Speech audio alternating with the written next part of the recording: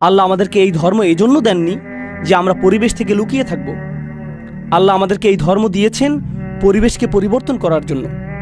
এজন্যই আসলে তিনি এই ধর্ম প্রদান করেছেন। এই ধর্ম ফিতনা থেকে পালিয়ে যায় না, বরং ফিতনাকে নির্মূল করে দেয়। এই ধর্মটির ভূমিকা এটাই। এজন্যই আল্লাহ এটাকে বলেছেন আমাদের পিতা ইব্রাহিম আলাইহিসসালামের মিল্লাত, দিন বা ধর্ম।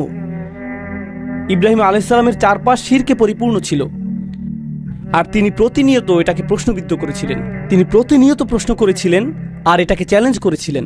আমরা ইব্রাহিম আলাইহিসসালামের ধর্মকে ধারণ করতে পারবো না যদি আমাদের অভ্যন্তরে এমন কিছু না থাকে যা আমাদের ঈমানকে পরিচালিত করে। আমার সাথে সাথে শুধু এই বিষয়টি চিন্তা করুন। সেই মানুষেরা যারা সর্বপ্রথম কোরআন শুনেছিল, আমরা এই বিষয়ে সাধারণত চিন্তা করি না যে যখন কোরআন নাজিল হচ্ছিল অধিকাংশ মানুষ যারা কোরআন শ্রবণ করেছে তারা মুসলিম ছিল না।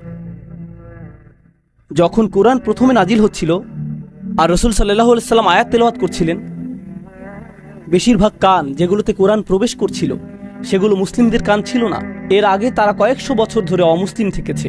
কোরআনের প্রতিটি আয়াত তাদের সংস্কৃতিকে প্রশ্নবিদ্ধ করেছে, এটা তাদের পরিবার প্রথাকে প্রশ্নবিদ্ধ করেছে, এটা তাদের পরিবেশকে প্রশ্নবিদ্ধ করেছে, এটা তাদের জীবন পদ্ধতিকে প্রশ্নবিদ্ধ করেছে, এটা সব কিছুকে প্রশ্নবিদ্ধ করেছে। কেন তারা পরিবার ত্যাগ করবে, সংস্কৃতি ত্যাগ করবে, স্বাধীনতা ত্যাগ করবে? সব কিছু ত্যাগ করে এই বাণী কেন গ্রহণ করবে? এটা আসলে কি? আল্লাহর বাণীটিতে শক্তিশালী কিছু ব্যাপার রয়েছে। আল্লাহর বাণীতে অতি প্রাকৃতিক অলৌকিক কিছু ব্যাপার রয়েছে। কল্পনা করুন, ইসলামের আগমনের পূর্বে তারা যা ইচ্ছা খেতে পারত, তারা যা খুশি তা করতে পারত, তারা যাকে ইচ্ছা হত্যা করতে পারত, তারা যেভাবে ইচ্ছা সেভাবে ব্যবহার করত, তারা যা ইচ্ছা তাই বলতে পারত। এরপর ইসলাম আসলো এবং সীমাবদ্ধতা আরোপ করলো। তারা কি খেতে পারবে, কাকে তারা বিবাহ করতে পারবে, তাদের আচরণ কেমন হবে, কিভাবে তারা ব্যবসা করবে। কেন আমি এই সকল সীমাবদ্ধতা মেনে নিচ্ছি? আমি তো এর আগে স্বাধীন ছিলাম, কেন আমি এর অনুসরণ করছি? এটা অতিরিক্ত কঠোর। প্রসঙ্গক্রমে আপনি এখন মুসলিম তরুণদের কাছ থেকে এই একই রকমের প্রশ্ন শুনবেন। মুসলিমরা বলে ইসলাম অনেক বেশি কঠোর, এটা অনেক বেশি সীমাবদ্ধকারী। আর আমি বলি আপনার এই প্রশ্ন নতুন না। প্রকৃতপক্ষে মুশরিকরা এই প্রশ্নটি কয়েক হাজার বছর আগে তুলেছিল। 1500 বছর আগে যখন কোরআন প্রথম নাজিল হয়, কেন আমি ধর্মটি গ্রহণ করব যা আমার উপর সীমাবদ্ধতা চাপিয়ে দেয়, যেখানে আমি এটা ছাড়া মুক্ত থাকতে পারি? শিরক অনেক বেশি সহজ, মুশরিক হওয়াটা অনেক বেশি উদারপন্থী, যেখানে ইসলাম অনেক বেশি রক্ষণশীল, তাই না? প্রশ্ন হলো কেন তারা এটা গ্রহণ করলেন? তারা শুধু এটা গ্রহণই করলেন না, বরং এর জন্য জীবন দিতেও প্রস্তুত ছিলেন। তাদেরকে নির্যাতন করা হয়েছিল, প্রহার করা হয়েছিল, কিন্তু তাদেরকে ইসলাম মুক্ত করা যায়নি। তাদেরকে দ্বিখণ্ডিত করে ফেলা হয়েছিল, কিন্তু তারা লা ইলাহা ইল্লাল্লাহ ত্যাগ করেনি। কি ঘটে যাচ্ছে এখানে? এমনকি তাদের পরিবার তাদের কাছে এসে বলেছে, কুনতা ফিনা মারজুয়া, আমরা তোমাকে ভালোবাসতাম, তোমার প্রতি আমাদের আশা ভরসা ছিল, কেন তুমি এরকম হয়ে গিয়েছো?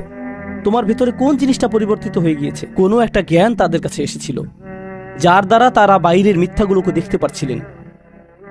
এরপর এখন তারা সত্যের প্রতি দৃঢ় প্রতিজ্ঞ। এটা শুধু তখনই ঘটবে যখন কারো ভিতরে বাসীরহ থাকবে। তারা নিজেরাই দেখতে পারে যে এটা আল্লাহর বাণী, তারা নিজেরাই অনুভব করতে পারে যে এটা আল্লাহর বাণী। পৃথিবীতে অনেক মুসলিম রয়েছে, কোটি কোটি মুসলিম রয়েছে সারা পৃথিবী জুড়ে। যদি আমাদের বেশিরভাগ মানুষই শুধুমাত্র এজন্যই মুসলিম হই কারণ আমাদের পিতামাতা মুসলিম, কারণ আমাদের আশেপাশের পরিবেশ মুসলিম, তাহলে আমাদের ইসলাম সংকটের মধ্যে আছে। আমাদের ইসলাম সংকটের মধ্যে রয়েছে কারণ আশেপাশের পরিবেশ পরিবর্তিত হচ্ছে, আর যখন আশেপাশের পরিবেশ পরিবর্তিত হয়ে যাবে তখন ইসলামও পরিবর্তিত হয়ে যাবে।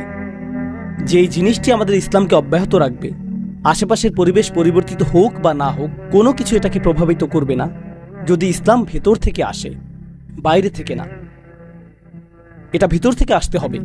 আমি আমেরিকায় থাকি, কখনো কখনো তরুণ ছেলেরা এসে আমাকে বলে, উস্তাদ, আমেরিকায় মুসলিম হিসাবে বসবাস করা আসলেই কঠিন।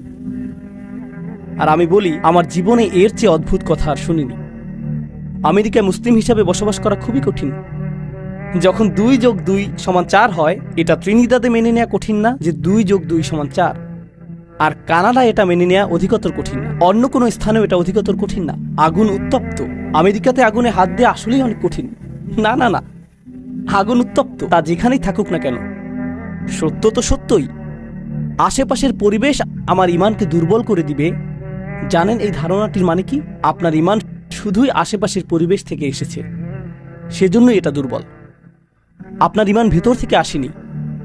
ইমানকে আমাদের ভেতরে লালন করতে হবে, আমাদের ভিতরে তৈরি করতে হবে। একমাত্র সেভাবে তা আসবে যেভাবে এটা প্রথমবার এসেছিল। প্রথমবার এটা এসেছিল যখন মানুষ আল্লাহর বাণী নিয়ে চিন্তা করেছিল, রাসূলুল্লাহ সাল্লাল্লাহু আলাইহি ওয়াসাল্লাম কোরআনের আয়াত তেলাওয়াত করেছিলেন। মানুষ চিন্তা করেছিল যে এই কথাগুলো আসলে কি, তিনি কি বলছেন। আর যত বেশি তারা এটা নিয়ে চিন্তা করেছিলেন, পৃথিবীকে তত নতুনভাবে আবিষ্কার করেছিলেন। এরপর আপনি আশেপাশের পরিবেশকে জাহান্নাম বানিয়ে ফেলতে পারেন, তারা ইসলাম ত্যাগ করবে না।